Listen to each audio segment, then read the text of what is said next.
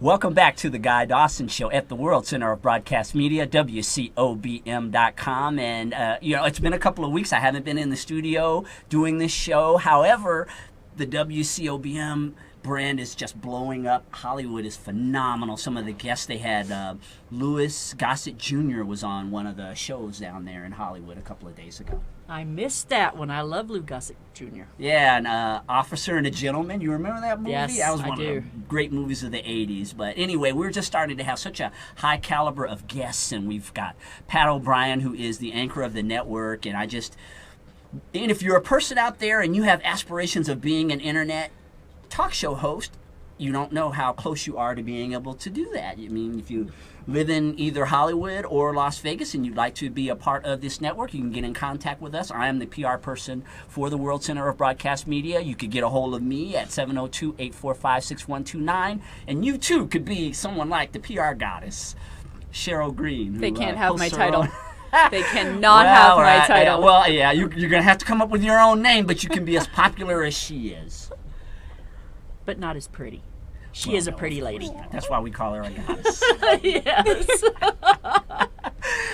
And we have been speaking with Mary Perry. She is a political candidate. She's running for Congress in District 1 in Nevada.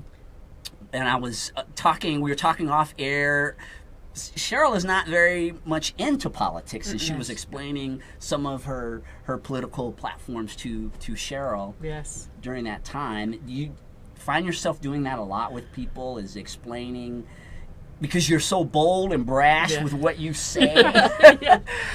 Do you find you have to do that quite a bit? I do. To bring a story to the words that you say. I do. Well, a lot of the things that I find that I have to do is explain the whole story, because most of the public only gets a small, minute part of what's being said. They're not getting the entire statement of what's being said. Which, if you don't get the entire statement, the words are so taken out of context that you're misjudging someone. For instance, I explain how Donald Trump had stated the Mexican government is sending over these people. Well, the mainstream media left out the Mexican government is. So it sounds like Donald Trump is calling all the Hispanic people the murderers, rapists, and drug dealers, and that is not what he said. That is not even close to what he said. So I find myself having to explain the full story, not only my stance, but a lot of what everybody else is saying, including some of my own opponents. Because I'm fair. I do not like people taking other people's words out of context. And I don't know, maybe that's the attorney in me, but I don't like it. Right. Mary's day job is she is a family court attorney. How did you get into that field? Well, I started out in personal injury. And I went to work for Glenn Lerner, and knock on wood, it was... Glenn Lerner is the... Oh, I should do it. If he's not paying you, don't finish that jingle. I wear being terminated by him as a badge of honor. It felt good to be terminated by him, because I would not do some of the things that in the way that he wanted it done. Yes, it was ethical, but to me, there is no gray area in ethics. It's either black or it's white, and I will not cross that line. If I had to say, is it ethical? It's not ethical in my book. So, that's how I've always lived my life, and I'll continue living my life in that way. But, and then I went to work for Marshall Willick, who is probably one of the top family law practitioners in the entire state of Nevada. And I learned a ton working with him for 6 months, and I found that I'm really good at it. So, when I have to be ornery, I can be ornery, and when I can be nice and good and joyful and happy to be around, then I can do that too. But I really like the fighting. Let's face it, I like the fighting. Being a family attorney, to me, gives you some really interesting perspectives on life, because you're dealing with a lot of animosity, you're dealing with a lot of real life situations on a daily basis. I get to deal with people, the real people.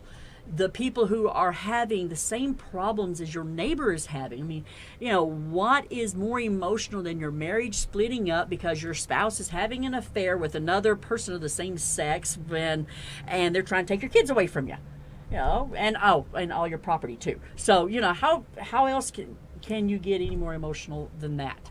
So, I tend to try to calm them down. I don't make false promises. If I can't get them something, I'm not going to promise them I can just to get their money. But at the same time, I try to be fair.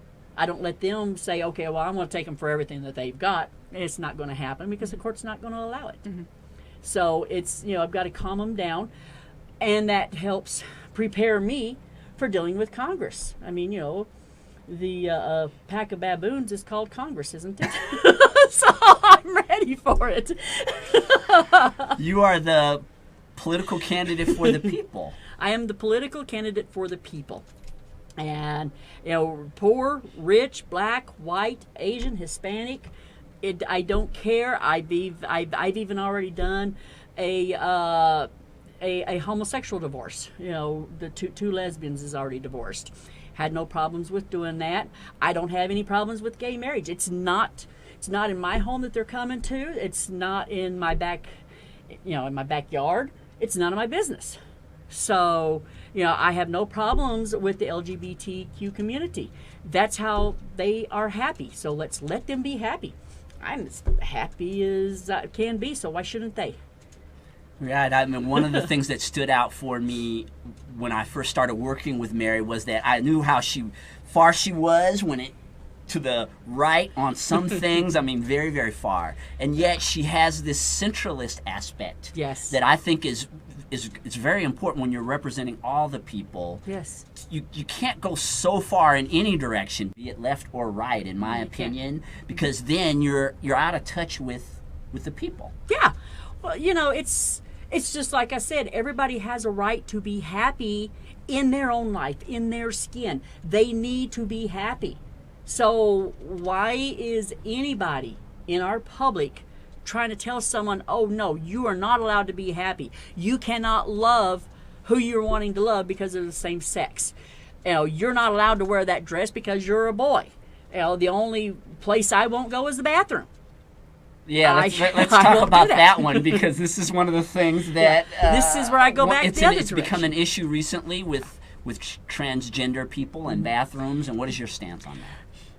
I have absolutely nothing against transgender people, but as long as we have children like Sharice Iverson that has existed in this world, I cannot go for allowing a man to go into the women's bathroom. I cannot do it. Sharice Iverson was brutally murdered back in the 90s, the late 90s. She was raped and murdered in the women's bathroom down at the state line. And as long as we have that going on, we cannot just open the door for people to say, "Oh yeah, I feel, I identify as a woman," to go in there. There are 747,000 registered sex offenders, and twice that number that's not registered. There's only about 350,000 transgender in the nation. That's it. 350,000 is about all that we have. So for 350,000 people, with which probably most of them don't care what bathroom they go to, we're going to place millions of children in danger for the pedophiles and for the people who will use this law to go after our kids and our adult women or even our older women. There was an attack on a woman or a child, I think it was a child, in Chicago a couple weekends ago, by a man going into the women's bathroom. Until we can find a way to stop that from happening, there's your anatomy should be what determines which bathroom you go to. No matter how you identify, that anatomy is still that anatomy, and that's how you should go. As a resident of District 1, why would it be important for me to vote for you? Because I want to bring the jobs back, whether it's jobs through small businesses to help people bring up small businesses. If we took some of this $30 billion in wasteful spending that we have every year, and that's the easy stuff, and put it into small businesses nationwide, that could be $600 million per state per year to put into small businesses and to training the people. What better place would this country be if we had more businesses? other platforms? Other platforms. I am definitely for any part of the Constitution remaining as it is. I am definitely for the Second Amendment. I believe without the Second Amendment, the rest is going to fall.